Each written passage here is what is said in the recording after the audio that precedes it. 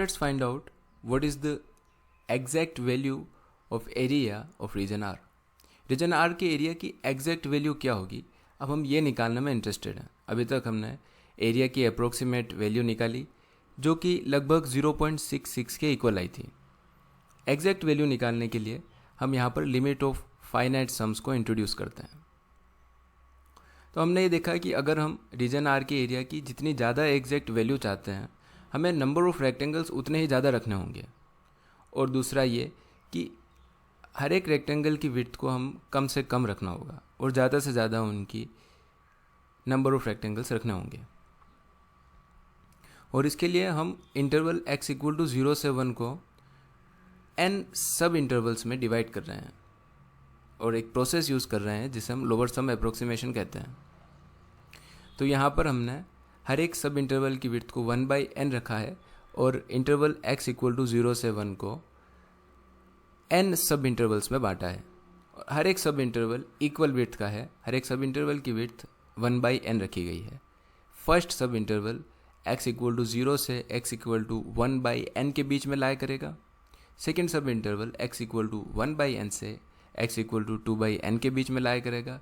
इसी तरह से केथ सब इंटरवल k माइनस 1/n से k/n के बीच में लाया करेगा. And then the last sub interval which is the nth sub interval lie from n minus 1/n to n/n which is nothing but 1.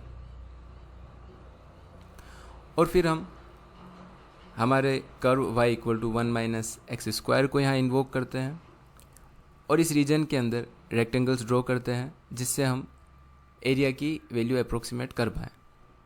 और फिर केथ रेक्टेंगल को हम केयरफुली ध्यान से देखते हैं और हम इस रेक्टेंगल में ये पाते हैं कि हमारा curve y equal to 1 minus x square इस रेक्टेंगल को इसके राइट हैंड पॉइंट पर इंटरसेक्ट करता है.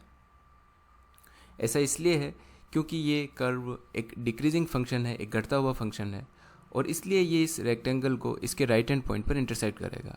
जिस पॉइंट पर ये इंटरसेक्ट करेगा वहीं पर इस फंक्शन की वैल्यू इस रेक्टेंगल की हाइट के इक्वल होगी. राइट हैंड पॉइंट पर x इक्वल टू k/n है और इसलिए इस पॉइंट पर फंक्शन की वैल्यू f ऑफ k/n होगी which will be equal to 1 minus k/n squared. और इस रेक्टेंगल की विड्थ जैसे कि सारे रेक्टेंगल की विड्थ 1/n है तो इस रेक्टेंगल की विड्थ भी 1/n होगी.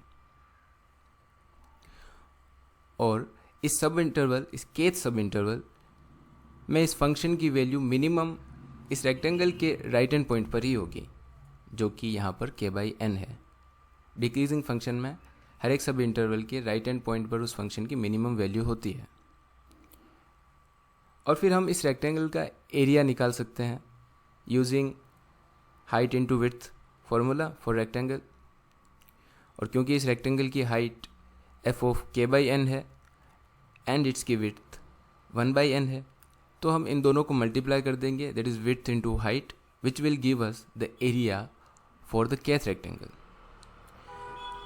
और क्योंकि अब हमारे पास केथ रेक्टेंगल के एरिया की वैल्यू है हम सारे रेक्टेंगल्स के एरियाज निकाल सकते हैं. All we have to do is put the values of k from 1 to n. हम k की वैल्यू 1 से लेकर n तक रखेंगे तो हमें सारे रेक्टेंगल के एरियाज की वैल्यू मिल जाएगी.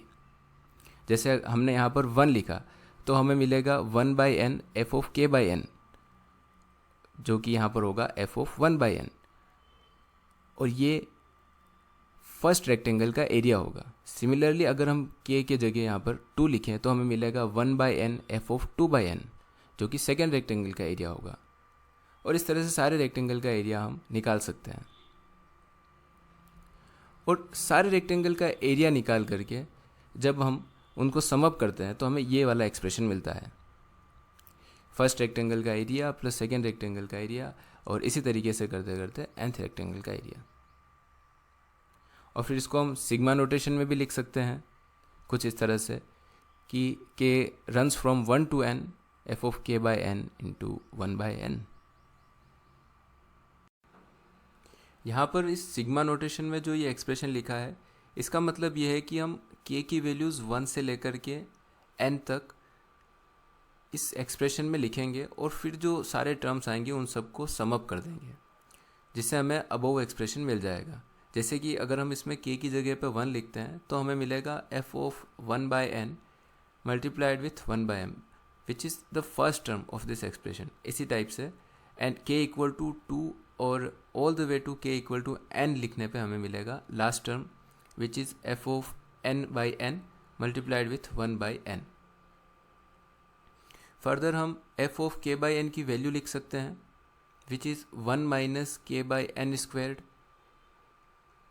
और उसके बाद हम इस 1/n को अंदर वाले दोनों टर्म से मल्टीप्लाई कर सकते हैं, जिससे हमें मिलेगा 1/n minus k squared divided by n cubed. इसके अलावा सिग्मा ऑपरेटर की डिस्ट्रीब्यूटिव प्रॉपर्टी होती है, तो हम इस सिग्मा ऑपरेटर को इन दोनों टर्म्स पर डिस्ट्रीब्यूट कर सकते हैं। और 1/n एक कांस्टेंट टर्म है, सो हम इस फर्स्ट टर्म सिग्मा 1/n में 1/n को एज अ कांस्टेंट ट्रीट कर सकते हैं और इसको सिग्मा के बाहर लिख सकते हैं। तो फिर सिग्मा के अंदर सिर्फ बचेगा सिग्मा 1, और सिग्मा 1 में k की वैल्यूज़ 1 से लेकर के n तक लिखेंगे और फिर सारे टर्म को सम अप करेंगे। तो क्योंकि ये कांस्टेंट टर्म है तो 1 + 1 + 1 हमें n बार ऐड करना होगा, और 1 + 1 को जब हम n बार ऐड करेंगे तो हमें मिलेगा n। सो सिग्मा 1 की वैल्यू होगी n, और 1/n को हमने यहाँ पर कांस्टेंट टर्म की तरह ट्रीट किया और इसको बाहर लिख लिया है, और सिग्मा 1 की वैल्यू जो कि यहाँ पर n लिखी गई है। फर्दर इसको सोल्व करने के लिए हमें यहाँ पर सिग्मा k स्क्वेयर्ड की वैल्यू लिखनी होगी।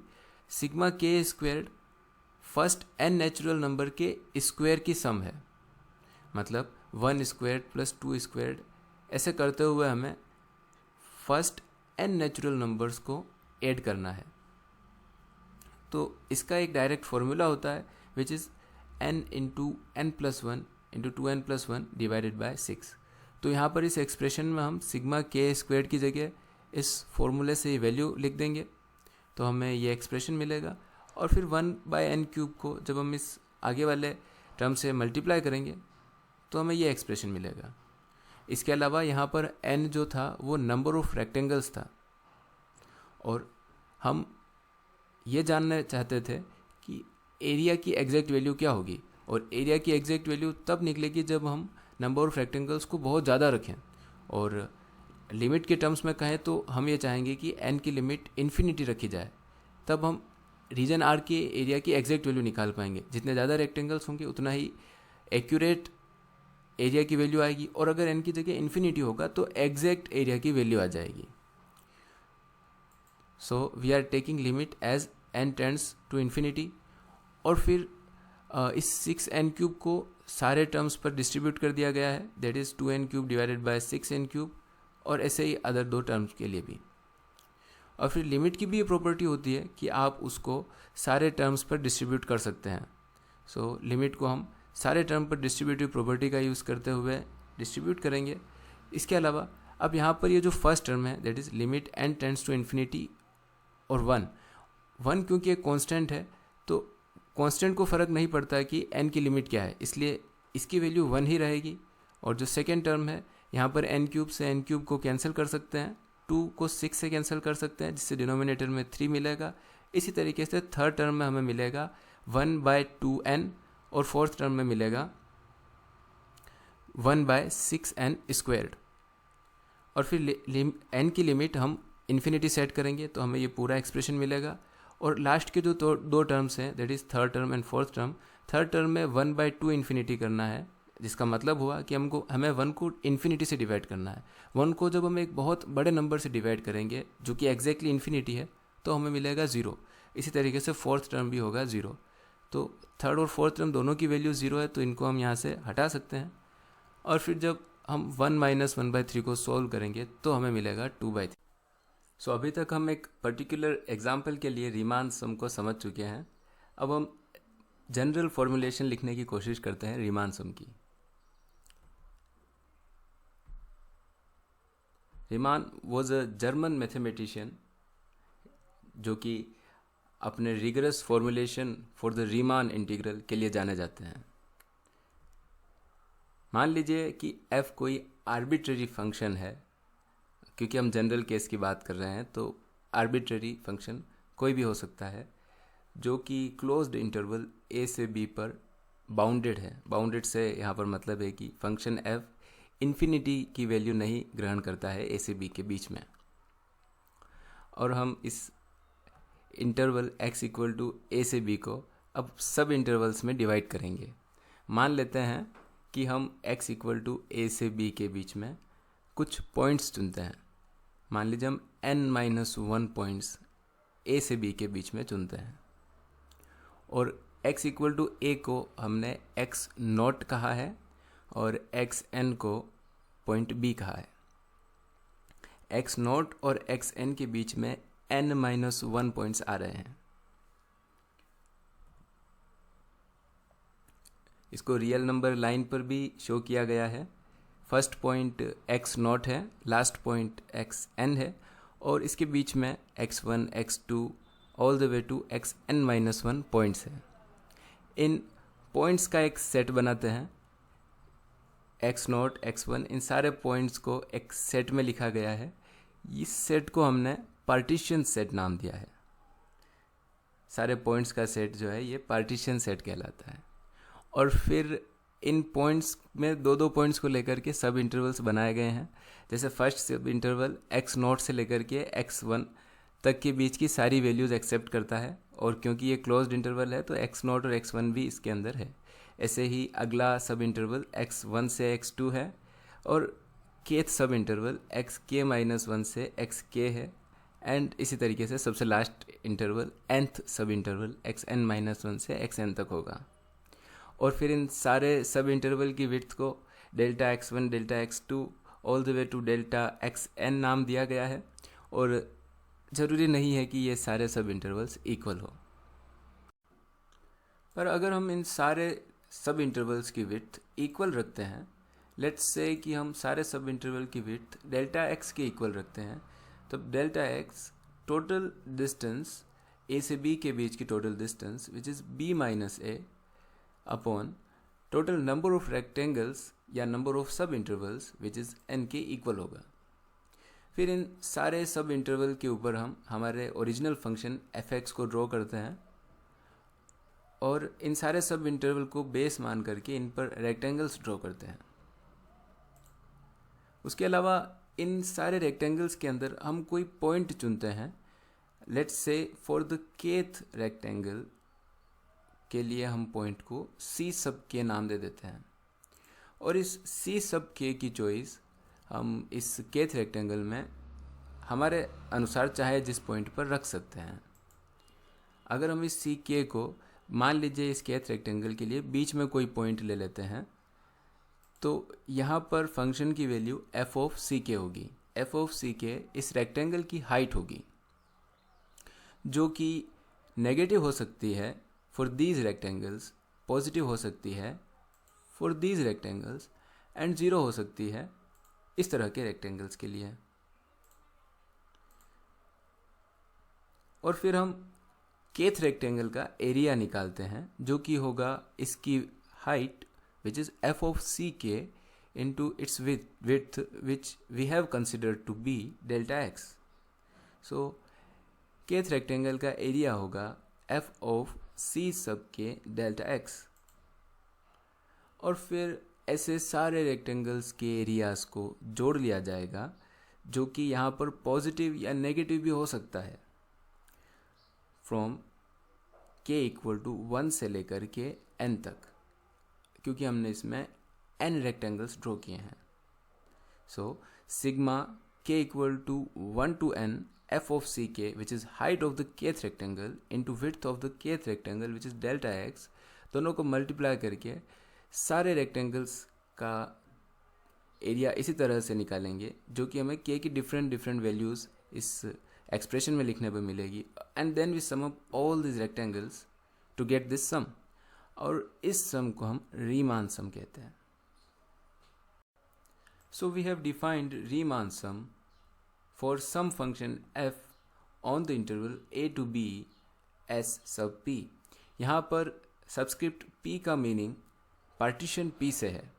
सो किसी पार्टीशन p के लिए Riemann sum s sub p equal होती है sigma k equal to 1 to n f of c sub k multiplied with delta x. यहाँ पर सी के की अलग अलग वैल्यूज़ के लिए और पार्टीशन पी की अलग अलग वैल्यूज़ के लिए कई तरह की रीमान सम बनाई जा सकती है।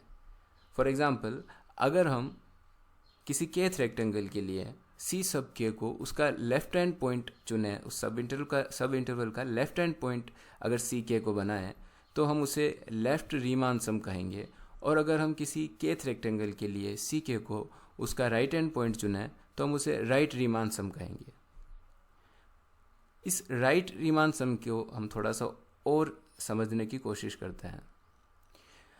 सारे सब इंटरवल की विड्थ अगर इक्वल रखी जाए, delta x 1, delta x 2 etcetera, और इन सब को डेल्टा एक्स के इक्वल मान लिया जाए और किसी केथ रेक्टेंगल पर विचार किया जाए, तो हम ये देख रहे हैं कि इसका एरिया होगा F of c sub k multiplied by delta x which is the width of kth rectangle. और इस सी के की वैल्यू एक्स नॉट प्लस के डेल्टा एक्स के इक्वल होगी। सो इसमें हम सी के की जगह पे एक्स नॉट प्लस के डेल्टा एक्स पुट कर सकते हैं और फिर डेल्टा एक्स को हम बी माइनस ए अपॉन एन लिख सकते हैं।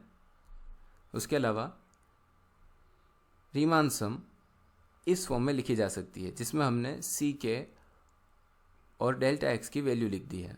सो राइट रीमान सम को कुछ इस तरीके से डिफाइन किया जा सकता है। अदर रीमान सम भी बनाई जा सकती है। अब हम फाइनली डेफिनेट इंटीग्रल को रीमान सम के टर्म्स में डिफाइन करेंगे। मान लीजिए n सब इंटरवल्स के लिए रीमान सम को इस एक्सप्रेशन से रिप्रेजेंट किया जाता है और यहाँ पर ये रीमान सम फाइनाइट टर्म्स के लिए रीमान सम को रिप्रेजेंट करती है क्योंकि इसमें n की वैल्यू कोई फाइनाइट वैल्यू है।